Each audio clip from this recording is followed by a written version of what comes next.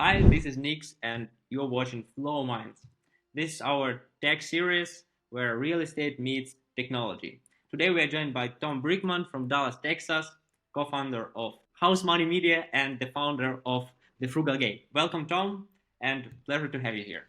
Thank you for having me. Excited to be here today. Tom, can you briefly introduce yourself to our audience and share your journey to the world of real estate? Absolutely. I am Tom Brickman. I am from Dallas, Texas. I am 41 years old. I currently own 24 rental properties between Dallas, Texas and Toledo, Ohio. I used real estate to escape my 9 to 5. I left about 2 years ago now, and I am a avid investor and constantly taking on new projects, selling this property, buying a different property, and scaling up. And I started the Frugal Gay to kind of share my journey and house money to help others start their journey, because that's a thing that I've get a lot of DMs every day of people who are like, how do I start? I want to do this. That's very cool. And like you already told that you quitted your 9 to 5 2 years ago, and at how many doors were you at this time? I was at like I was at like 17, but the reason I'm in Dallas, Texas and Toledo, Ohio, there's a lot more cash flow in Ohio, but very little appreciation. So it took me a few extra doors in Ohio to get over the hump, and I probably stayed an extra year or two out of self-doubt. So I probably could have done it at 12 or 13 doors, but I felt much more comfortable with those 17 doors. So you actually switched very safe. So there are no scary stories about. Yeah. I mean, I have plenty of scary stories. Even today, I had a rental property with a. They said that there was a blockage in the drain line, and they cameraed the line, and they said, "Oh, there's an animal in the line," and they're like, "Oh, we have to cut this out." So they go and they're about ready to break the foundation on the house and start cutting it out, and then they re-camera the line, and the thing disappeared. It just we don't even know where it got out or how it got out or what, but it probably came through a roof vent and probably crawled back out the roof vent before we cut the cement. So it was about to be a really expensive day today, but instead it was like, I'm excited that the squirrel or animal or whatever was in the drain line crawled back out. And we made sure that there's a cap on there so they can't crawl back in. You told that you are terrible. You were initially terrible landlord, and can you shed some light on your early journey as a terrible landlord? As a terrible landlord, sure. I did not know what I was doing. So, my first property, I was house hacking, which means I lived upstairs and I rented out the downstairs. And I picked a lot of battles with that tenant, meaning I would argue with them over things that really don't matter. And I remember one of the times where she was sitting outside smoking, and I went down and I started a fight with her over the cigarettes, and I'm like, I don't want to go to work smelling like cigarettes. It's coming into my unit. And these are things that, looking back on it, I'd never fight about. I wouldn't, there's a lot of petty things that you learn along the way that just aren't worth the battle. And that was one of them, because ultimately she ended up moving. So I had a vacancy for 2 or 3 months while I was cleaning up her unit, painting it and that.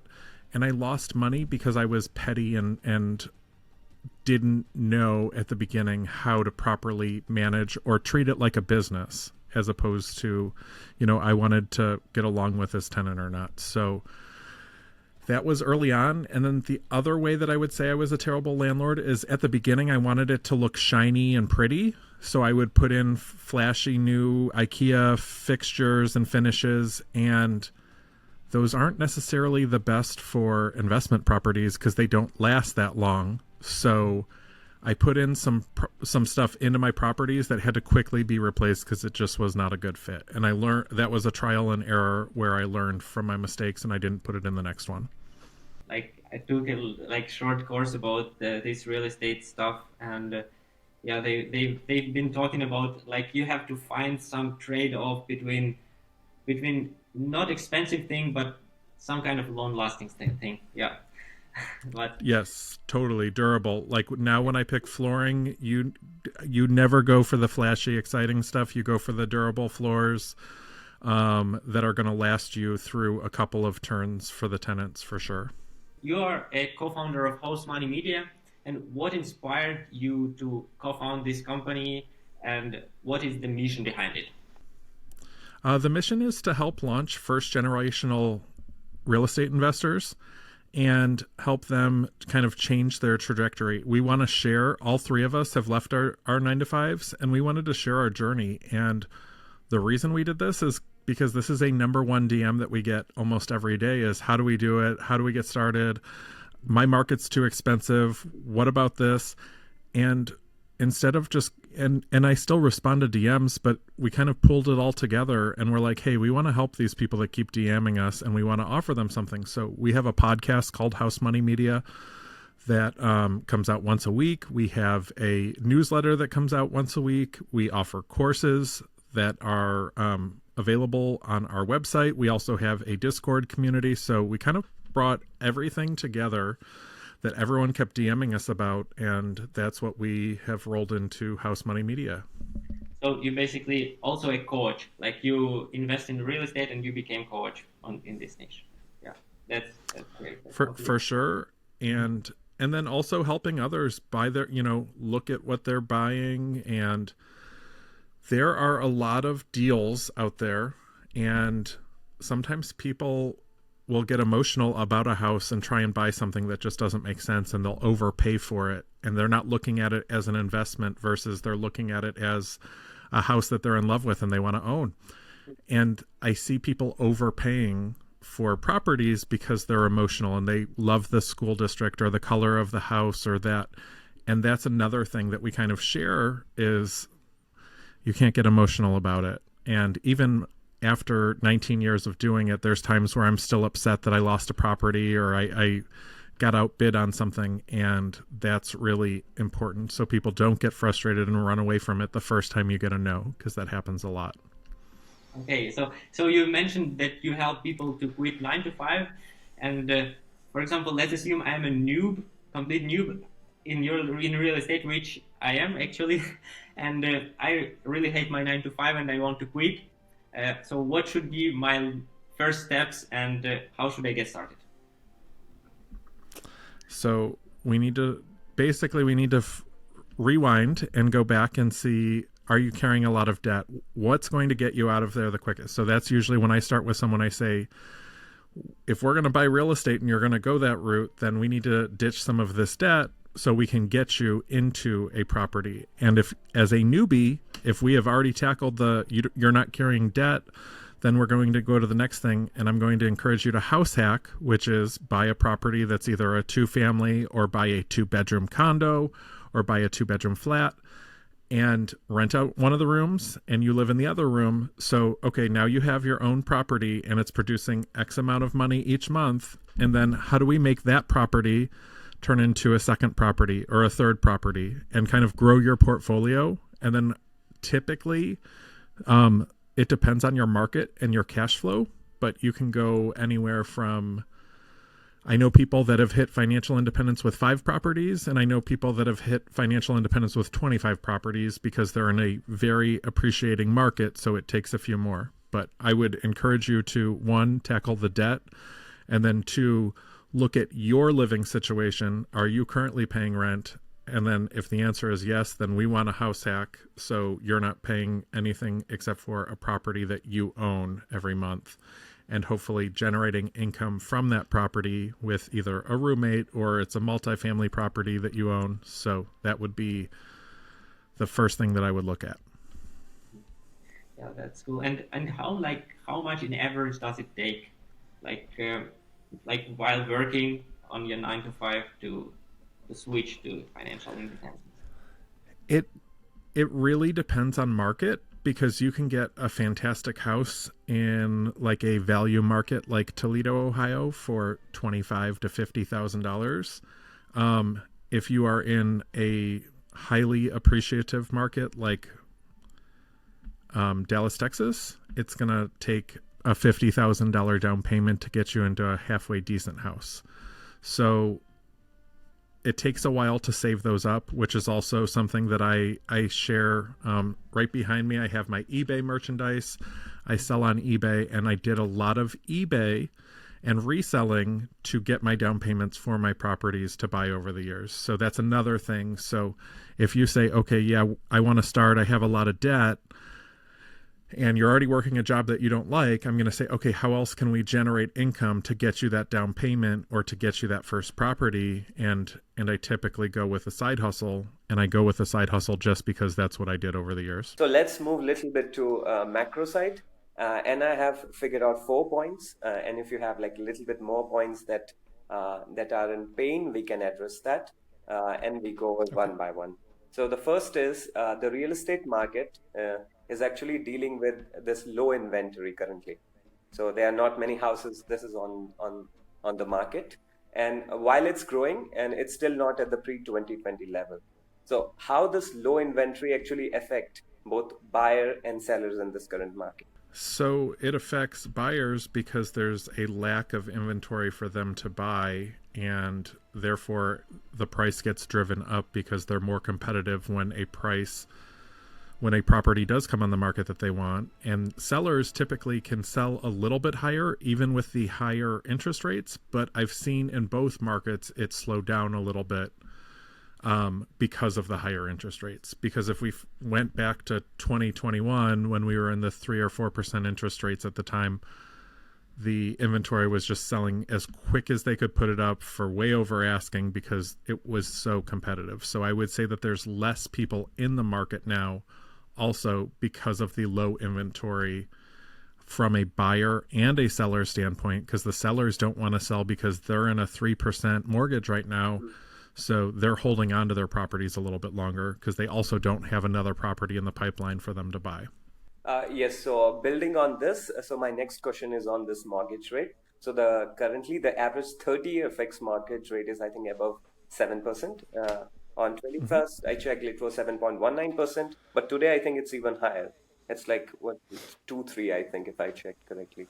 And Feds have signaled that they are not going to lower these rates, interest rates, probably till mid of next year, somewhere between mid of the next year or maybe early end of the next year. Some people like, but they kind of give hint that maybe mid of the next year would be their start. Uh, so, do you think this mortgage rate has been topped, or can we see like a higher mortgage rate? Because only yes, I can't tell the future, but I believe that they've signaled that there will be another rate hike before the end of the year, maybe so I would anticipate it. yeah. And I still believe, like, I just purchased a property last week that was a owner who didn't want their property anymore. It was a rental in their portfolio. So I'm not stopping purchasing properties just because the interest rates are in the sevens. When I bought my first property in 2004, my mortgage was 6.875, so I was already here.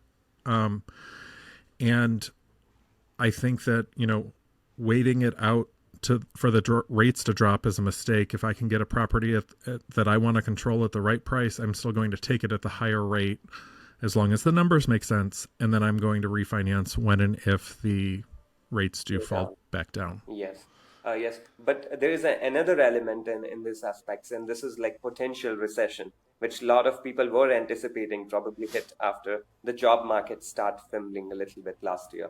So for individual and investor who are concerned with this a potential recession, what strategies or steps someone should recommend to safeguard their investment in this case? Make sure the numbers make sense and make sure you're not overinflating, which is something that I see some investors doing. And what I mean by this is I purchased a property, a duplex in 2004 for $90,000. I went through the recession in 2008 and 2009, and my rents from 2004 just stayed steady, and I just kept making my payments on this house, even though by 2009 I probably could have only sold this $90,000 house for $45,000 because all the values of the properties kept falling. So if you have a long-term mindset, which I saw with that recession, you can sail away and keep going. I do all my numbers conservatively, so if I'm looking at something as a short-term rental, I'll still run it with long-term rental numbers because I want to make sure if short-term rentals become not allowed in that area, I can still rent it as a long-term rental versus a short-term. So I think understanding your numbers, and even if it falls in a recession, your rents are usually higher. And the thing that I saw back then was I had more applicants during the recession because they were leaving their homes.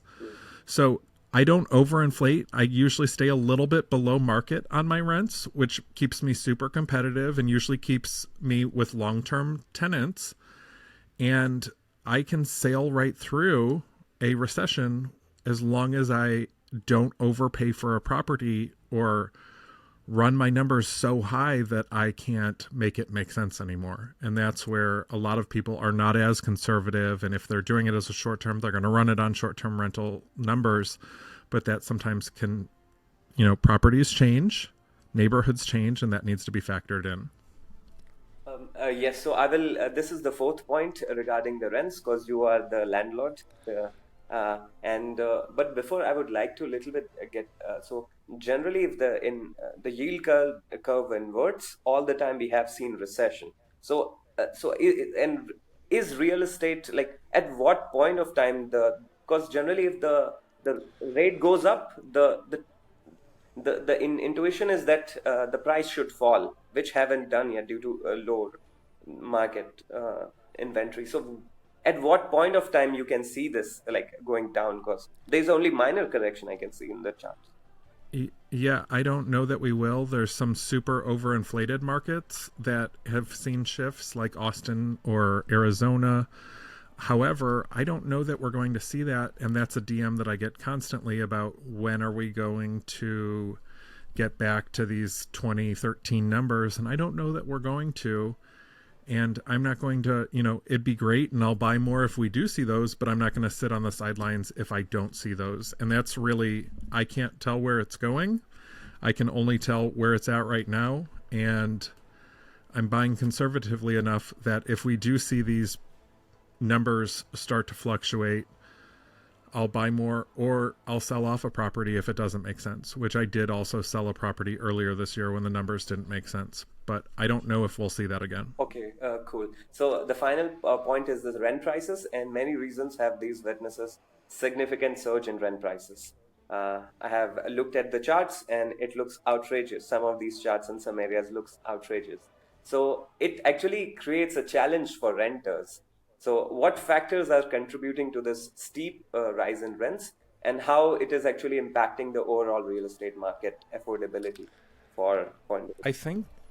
I think just in general, it's general inflation, because I can tell you I just finished a project where on a typical flip, it would have been a $25,000 project. However, this was close to a $40,000 project because of how much more everything is. So now I've invested $15,000 more into this property than I would have 2 years ago. So now I'm going to charge a higher rent because I have this much more money in it. And there's a demand because it's in the right school zone, and it's that. So I have very little competition around me that has the rentals, and I've invested this more money, so I go with a higher rent. Like I said, I try and stick with very close or a little bit below market rents. I don't ever believe in overcharging anyone, but I think that is a factor that's contributing to the higher rents, is the amount of money, the amount of interest that we're paying on our loans is significantly higher. The amount of money we're spending on the repairs is significantly higher than what it was. Okay, so let's move to the technology part. And my first question would be, these platforms, online real estate services platforms like Zillow and Open Door, like they are on the rise last years. And how are these online platforms like changing the traditional landscape of real estate business? I think that you're going to see a shift over the next 10 years in the traditional real estate space because of sites like Zillow and Redfin. And I think that they are keeping up with the technology. They are keeping up with what the people want versus the old traditional way of a realtor sending you a list of properties. You pick from this list of properties. Zillow's very right now. When you list something for sale, it's usually up in 15 minutes. And the older companies cannot do that or compete quite as quickly or be on as many platforms like Zillow sends you to Hotpads and Trulia and all of those sites that they own.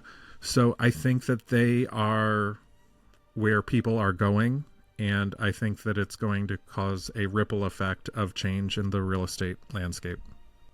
Sorry, a follow-up question. So, does this has any effect on agents, real estate agents, or agents put these listings? So, how Uh, this has it?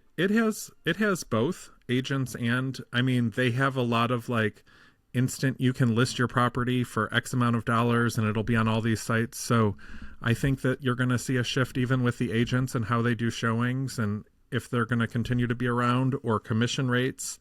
And I know that there's some multi-billion-dollar lawsuits going on with realtors versus the National Association of Realtors and how they are handling the MLS listings, which is basically the main way for you to list a property and get out information on it. Okay, clear. Okay. That was actually what I wanted to ask as well. But like how like is it somehow influence you directly or not? But yeah, yeah. I was just going to say yes and no because I typically buy off market, but there was one, there were two last year actually, that I was in the area of Toledo and I just happened to see this listing on Zillow that had been up for months and months and months. And I texted my realtor and I said, hey, can you take me by this property? And typically it's nothing that I would even look at. However, I just saw how long it had been listed and it was bank owned. So I'm like, you know what? I'm going to go and take a look at this. And it was a really solid property that was just really ugly. So when I went with her, I'm like, you know what? This is a nice house that has new windows and a new roof.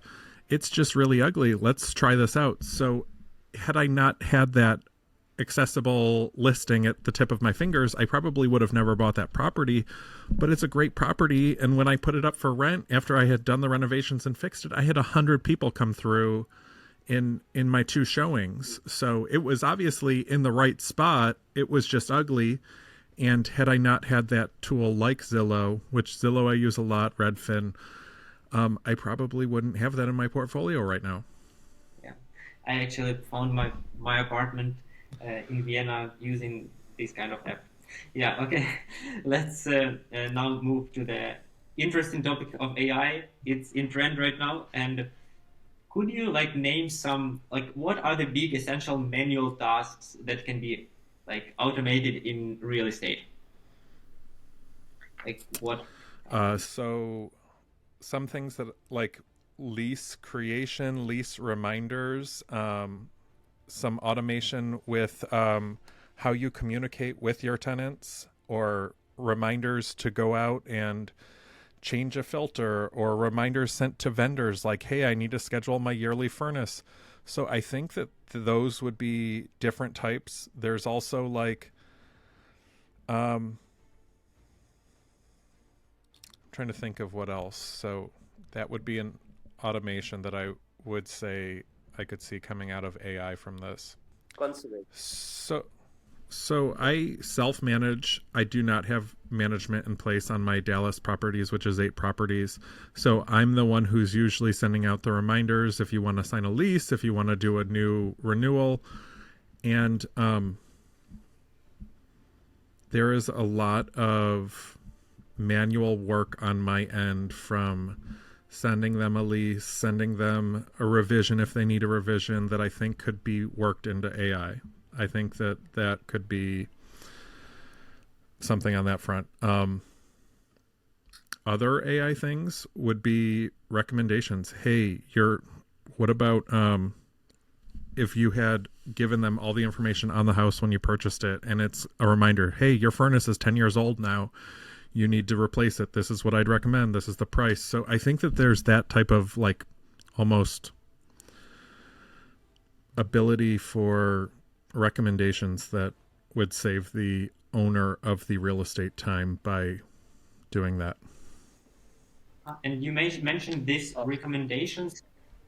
Yeah, this is awesome. Yeah, you mentioned these recommendations, recommendations for like people who live for a long time in the apartment, like for tenants, or like what do you mean by retail? For landlords, actually, like I'm the property owner, so like if I went to an AI and I said, "What are the best furnaces on the market right now?" and they would give their recommendations of this product, or this product are the three highest rated furnaces. They could even be broken down and be like, these are the best rated furnaces in your area, and because it's different by city and by state and by country. That would be great because I want to get the most efficient product for my area. And there's products that don't work in one market that I'm in and work in the other market that I'm in. Yeah, this actually could be done like this AI chatbot, and like we call it concierge chatbot, like this communication system between tenants and property management managers, basically. So And could the chatbot give them a reminder? Hey, it's been 30 days. You need to change your furnace filter. Or hey, it's been, it's 2 months away from a lease renewal. This is what your new rate would be. I mean, I think that there's some automation that could be done with some of that that isn't necessarily even covered by the property management, because even the houses that I do have with management, they don't do any kind of reminders to the tenants to say, hey, change your furnace filter or do that. Sorry, yeah, yeah, go ahead. yes. So this is actually can be, yes, it can be completely automated with AI. So they get constant reminders, and also you can answer their queries based on, because you mostly the questions would be more or less the same. If you are living, somebody is living in the house, so that could be also automated. So you could have a system in between you and the tenant, which could be like Mm-hmm. 24/7 available. It will give them reminder. It can also handle their queries, and they can just raise ticket rather than and then you can take, if it is something is serious, then you can take a look. For sure. There's some questions left, so yeah, like what is your general like view on, like not general, like what do you see the impact of AI on the future of real estate? I think it's going to simplify some processes with title, with there's a lot of expenses with even with appraisals, with all of that. And I think that AI is going to take some of that information, which they already are doing, and be able to simplify the title process, or simplify the listing process, or simplify the, you have to put a disclosure with a property every time you sell it. So that can be, I think a lot of the in-betweens that are going on with realtors can be cut out and done through AI or through a title company with AI, versus necessarily you don't need all these different steps. AI can do a lot of these and simplify the process.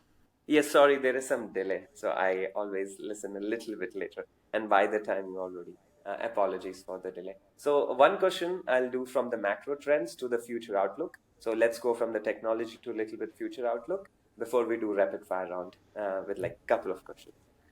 So Sure. yes, so given the current trends and challenges in the real estate market, where do you see the future of real estate like heading in like next 5 to 10 years? What are some big things that we can see, and what are some I trends? think Yes. I think that we'll see a probably an exodus from some of the states to the more affordable states, because I think that there is a value market in the Midwest, which is Illinois, which is Indiana, which is Ohio. And I think that people will just be done paying this $500,000 for these tiny little houses, and they will shift as more and more jobs go remote. So I think that we'll see in the next 5 to 10 years some states really seeing some uptick, and some states seeing some mass exodus. And this is like a US based observation. I don't know what exactly you were looking for this answer, but that's what I kind of see on the horizon in the US. So, and these state, you mean California in this case, New York, or what? Because I visited in California, and it was ridiculous. The 3 million property was like this small. Yeah, California, New York, Florida, a lot of the states that have been impacted by multiple hurricanes or fires, you're going to see people saying, I'm tired of rebuilding. Why am I doing this to myself? Even in Texas this year, we had a summer of over 110 for over 40 days in a row, and it was just unbearable to go outside. So I think that people will kind of say, okay, I'm done dealing with this.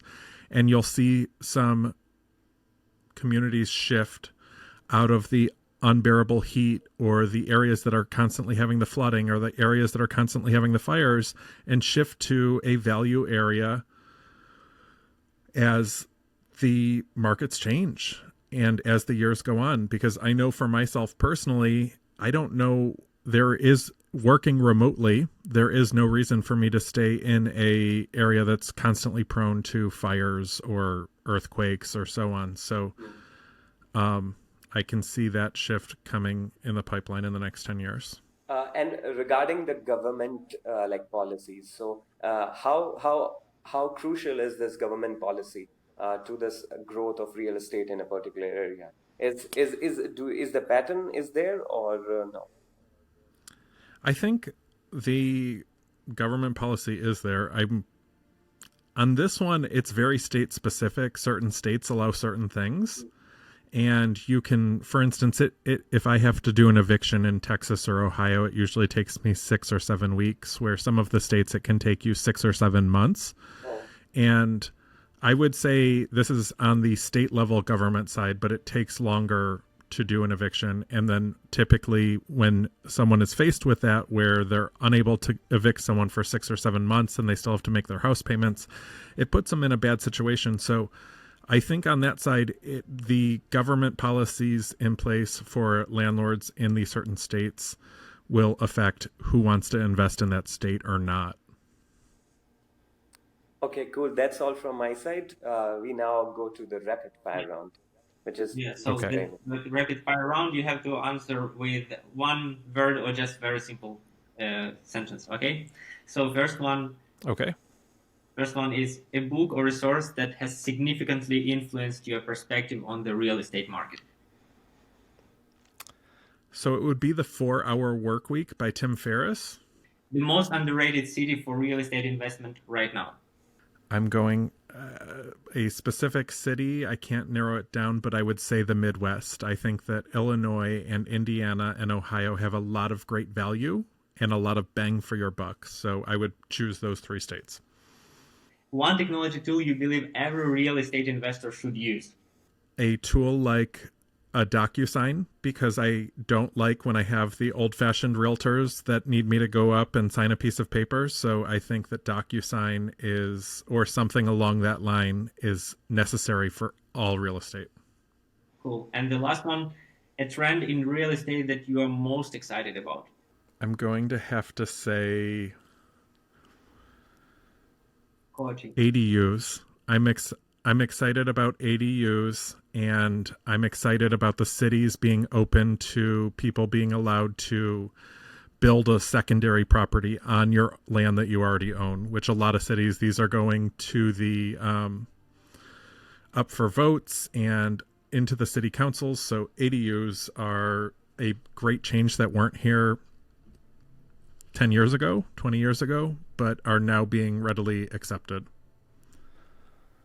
Okay, and conclusion. So, in conclusion, any final thoughts or advice for our listeners, especially those who looking to navigate in current real estate landscape?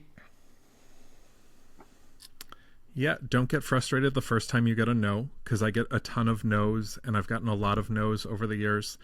Do what you can to fix your credit before you even try and jump into it, because that's the first thing that they're going to look at is credit when they're going to lend to you. And do whatever you can to save for that down payment, because that's your next biggest hurdle once your credit is good, is getting that down payment in line. Thank you for joining us today, Tom, and where our listeners can connect to you and can find you. And I am most active on Twitter, or X, formerly known as Twitter. Yeah. And I am at the Frugal Gay 11, also on TikTok and Instagram under the same name. Awesome. Thank you Pleasure. a lot. This is a great podcast. Thank you.